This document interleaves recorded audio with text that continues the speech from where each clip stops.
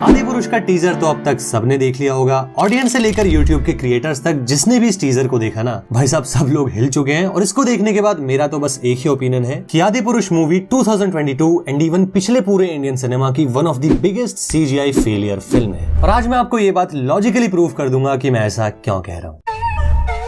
तो देखो यार, अब ये कोई पहली मूवी तो है नहीं जिसके अंदर CGI है, तो आखिर इसी को लेकर लोग इतने ज्यादा डिसअपॉइंटेड क्यों हैं? अगर इसके ऊपर थोड़ा ध्यान से सोचे ना, तो इंसान सिर्फ उन्हीं चीजों से डिसअपॉइंटेड होता है जिनसे कि कभी उसने कोई होप रखी हो। तो सिंपल सी बात है यार, आदि पुरुष मेरे ख्याल से 2020 के अंदर अनाउंस हुई थी। तो सबसे पहले तो यार जब 2020 में लोगों ने ये सुना कि प्रभास और वो भी श्रीराम, तो आधे लोग तो वहीं पे हिल गए। और उसके बाद जब ये पता चला कि इस मूवी को तानाजी के डायरेक्टर बना रहे हैं, और तानाजी क्योंकि 2020 की एक सुपरहिट फिल्म थी, तो लोगों के दिमाग में बस एक ही बात चल रही थी कि आदि पुरुष एक ऐसी मूवी होगी जो कि शायद पूरे इंडियन सिनेमा को पलट के रख दे। और इस पूरे सिनेरियो के अंदर असली शौक तो तब लगा जब यह पता चला कि मूवी का प्रोडक्शन बजट है 500 करोड़, मतलब कि डॉलर्स में अगर देखें तो $63 मिलियन।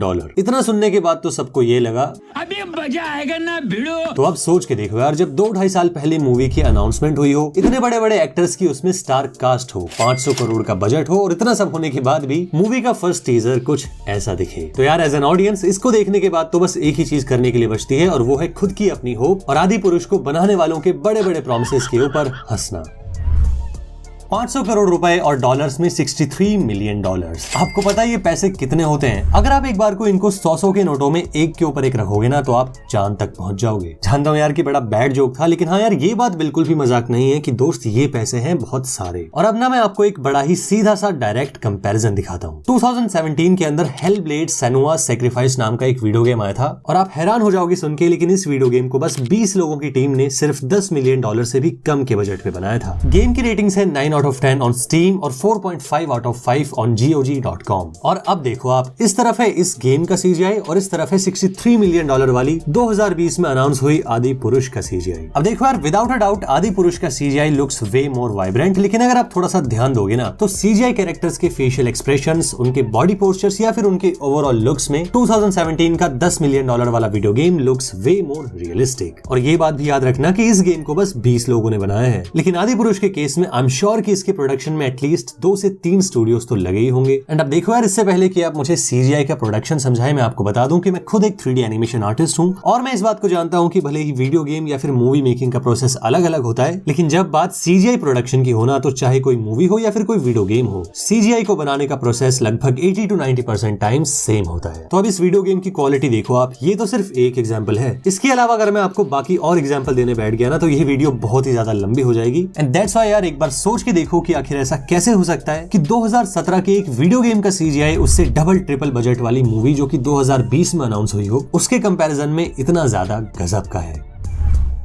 तो यार मेरे हिसाब से तो बस एक ही रीजन है इसके पीछे, और वो रीजन है फिल्म मेकिंग का विजन। अब देखो, मैं कोई बहुत बड़ी फिल्म का डायरेक्टर तो हूं नहीं, और मुझे बड़े अच्छे से पता है कि मेरी बाउंड्रीज क्या है, लेकिन एक व्यूअर के हिसाब से ना, मुझे ऐसा लगता है कि मूवी या फिर किसी भी एंटरटेनमेंट प्रोजेक्ट के लिए उसकी कहानी या फिर उसके किरदारों से बड़ा उसको बनाने वाले का विजन होता है। अगर एक फिल्म मेकर का विजन बड़ा हो और उनको ये पता हो कि उनको क्या करना है, तो कम से कम पैसे और CGI की चमक धमक के बिना भी film makers can turn fiction into gold. कई सारी मूवीज के साथ पास्ट में ऐसा ऑलरेडी हो चुका है और आगे भी जरूर होगा। लेकिन रियलिटी में असली प्रॉब्लम की शुरुआत तब होती है जब आप अपने प्रोजेक्ट को लेकर श्योर ना हो, या फिर आपको ये पता नहीं हो कि इसको किस डायरेक्शन में ले जाना है। तो ऐसे केस के अंदर ना, आप CGI को सिर्फ एक शो केस मटेरियल समझते हो, और आप ये बात भूल जाते हो कि CGI सिर्फ दिखाने के लिए नहीं होता, बल्कि ये एक ऐसा मीडियम है जिसके सही इस्तेमाल से बताने वाले और सुनने वाले दोनों के लिए कहानी की इंपॉर्टेंस और कहानी का कनेक्ट काफी ज्यादा बढ़ जाता है। और सबसे बड़ा एग्जाम्पल अगर इस बात का मैं आपको दूं, तो वो एग्जाम्पल होगा 2009 की अवतार का। प्रोडक्शन बजट या फिर प्रोडक्शन टाइम के मामले में हम लोग आदि पुरुष या फिर अवतार को बिल्कुल भी कंपेयर नहीं कर सकते, एंड दैट्स व्हाई मैं यहाँ पर कोई कंपैरिजन नहीं करूंगा, at least not for the movies. लेकिन इन दोनों मूवीज के मेकर्स के केस में जेम्स कैमरॉन अवतार की कहानी को लेकर इतने श्योर थे ना, कि उन्होंने इसको लिखने के बाद भी 8 साल वेट किया, क्योंकि CGI की टेक्नोलॉजी उस टाइम पे बेकार थी। और जब आगे जाके हॉलीवुड की CGI की क्वालिटी का लेवल इंप्रूव हुआ, तब जाकर इन्होंने अवतार का काम शुरू किया, क्योंकि उनके लिए ना, उनकी इस कहानी का विजन इतना ज्यादा बड़ा था कि उसको बनाने के लिए CGI सिर्फ शोकेस नहीं होगा, बल्कि क्योंकि वो होगा एक ऐसा मीडियम जो कि अवतार की कहानी और ऑडियंस को जोड़ेगा।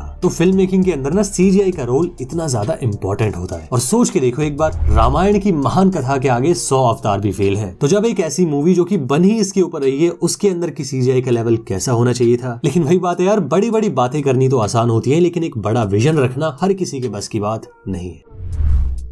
एंड सीजीआई कोई छोटी चीज तो है नहीं। सीजीआई प्रोडक्शन ना सिर्फ फिल्म मेकिंग बल्कि हर एक इंडस्ट्री जहां पे 3D एनिमेशन या फिर कंप्यूटर ग्राफिक्स का यूज होता है, हर जगह पे हर किसी को पता है कि सीजीआई प्रोडक्शन होता है महंगा। और सस्ता पैसा अगर दोगे तो मेरे भाई आउटपुट आएगा सस्ता। लेकिन अब शायद कुछ लोग बोलेंगे कि भाई हिडन कैलिबर आदि पुरुष का पैसा सस्ता थोड़ी था, 500 करोड़ का बजट है इसका, तो सीजीआई बनाने के लिए पैसे तो बहुत मिले होंगे। वेल, काश की ये बात सच होती। अब देखो यार, सच बताऊं तो मुझे बस इतना पता है कि इसका प्रोडक्शन किया है टी सीरीज फिल्म्स ने, लेकिन कौन से स्टूडियो ने इसका सीजीआई बनाया है या फिर किस कंपनी ने वीएफएक्स बनाने में काम किया है, मुझे इसके बारे में ज्यादा नहीं पता। लेकिन एक बात मैं जरूर जानता हूं और वो ये है कि जब बात किसी बॉलीवुड मूवी की हो तो उसके अंदर सीजीआई भी होता है, बजट भी बहुत बड़ा होता है, लेकिन मोस्ट ऑफ द टाइम्स उस बजट का मनी डिस्ट्रीब्यूशन इस तरीके से होता है कि ये जो आपको इन मूवीज का इतना बड़ा बड़ा बजट दिखता है ना, इस बजट के बड़े पैसे का बड़ा हिस्सा जाता है एक्टर्स को। क्योंकि बड़े एक्टर्स में से किसी की फीस या तो 20 करोड़ है तो किसी की फीस है 100 करोड़। और मैं आपको बता दूं कि इंटरनेट के ऊपर एक अफवाह तो ये उड़ रही है कि आदि पुरुष के लिए प्रभास ने 120 करोड़ रुपए चार्ज किए हैं। अब देखो यार, हो सकता है कि इतने पैसे ना भी लिए हों, लेकिन मेरे हिसाब से यार 80 करोड़ से कम रुपए तो लिए नहीं है। और इस मूवी के अंदर कितने सारे और भी बड़े बड़े एक्टर्स हैं, सैफ अली खान, कृति सेनन। तो बजट जो आपको दिख रहा है ना 500 करोड़ का, रियलिटी मेरे दोस्त ये है कि इस बजट का बड़ा मोटा हिस्सा इन बड़े बड़े एक्टर्स की फीस में जाता है। और इसके अलावा एक और बड़ा हिस्सा खर्च होता है shooting equipments and studio charges पे, और बचा कुचा जो पैसा बचता है वो मिलता है सीजीआई स्टूडियोज को। और कम पैसों के साथ बोनस में मिलता है कम टाइम। तो यार, टाइम भी कम हो, पैसे भी कम हो, तो ऐसे में तो यार ड्रैगन्स के नाम पे बस चमगादड़ी बनते हैं।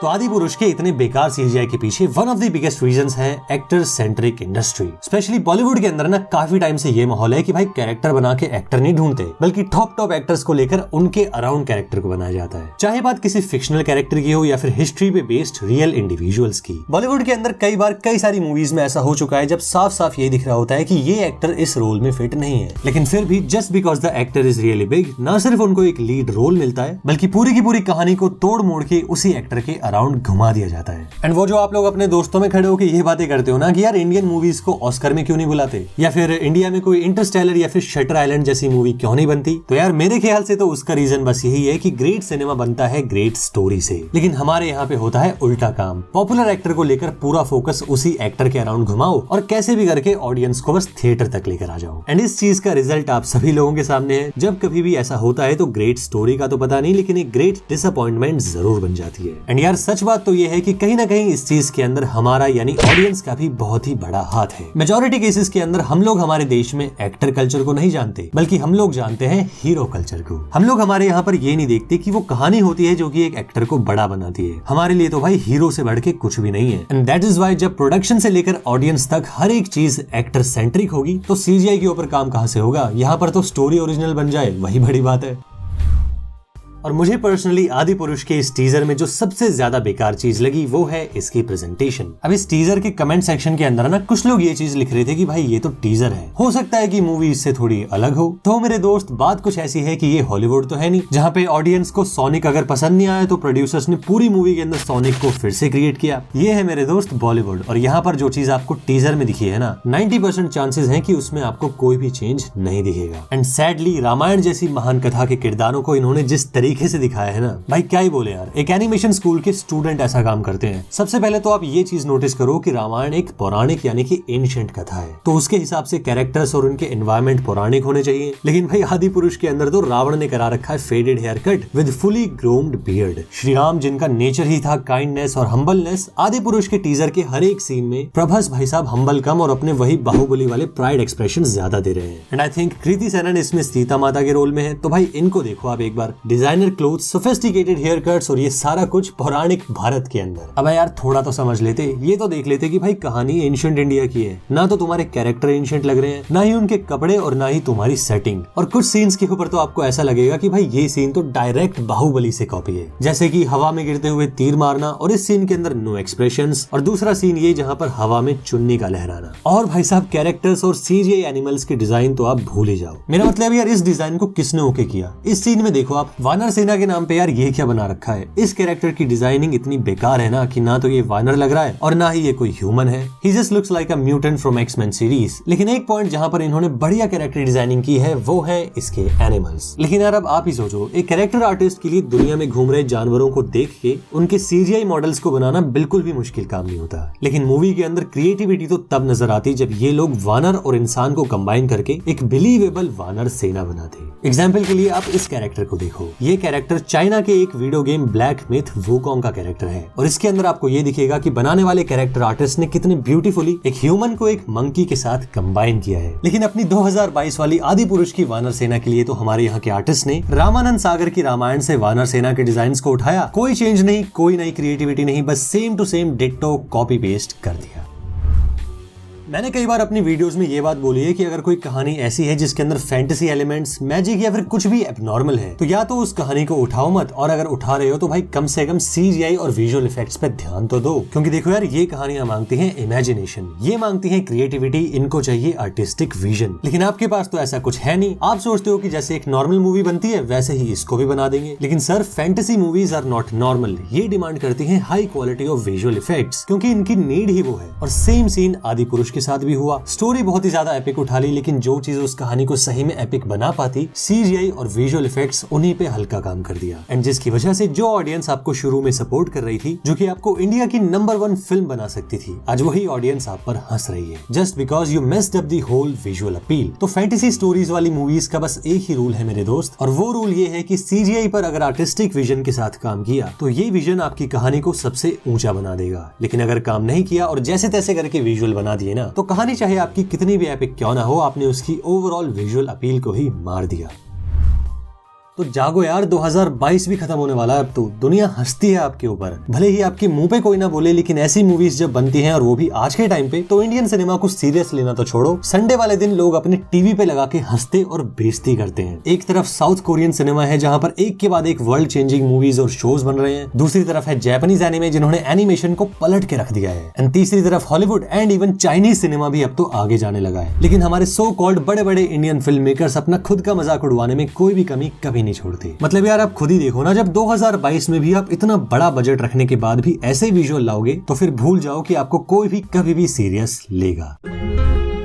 लेकिन अब क्या आप जानते हैं, मेरे इस वीडियो को बनाने के बाद भी, मेरे जैसे कई सारे क्रिएटर्स के बाद भी और लाखों में ऑडियंस के मजाक उड़ाने के बाद भी हो सकता है कि आदि पुरुष चमत्कारी ढंग से हिट हो जाए। और इसके पीछे बस 2 ही रीजन है। एक तो ये है कि लोगों को रामायण की कथा में बहुत ही ज्यादा इंटरेस्ट है, तो हो सकता है कि लोग श्री राम को देखने के लिए ही इस मूवी को देख लें, और बची कुची कसर शायद प्रभास का फैंडम पूरी कर दे। क्योंकि मैंने कहा ना यार, हमारे यहाँ पे चलता है हीरो कल्चर। हीरो को देखने के लिए तो लोग कुछ भी कर देंगे, and at the end of the day एक और लेजी विजुअल वाली मूवी हिट हो जाएगी और लो क्वालिटी का ये सर्कल चलता ही रहेगा। तो अब अंत में कमेंट करके मुझे आप ये बताना कि आपको मेरी ये बातें ठीक लगी या फिर आपको लगता है कि मैं कहीं पर गलत हूँ। एंड आदि पुरुष के बारे में आप क्या सोचते हो, ये बात भी मुझे कमेंट करके जरूर बताना यार। और अगर आपको इस वीडियो की क्वालिटी बढ़िया लगी हो तो यार चैनल को सब्सक्राइब करने के बारे में भी जरूर सोचना। तो मिलते हैं फिर नेक्स्ट वीडियो के अंदर, तब तक के लिए थैंक यू सो मच इस वीडियो को यहाँ तक देखने के लिए।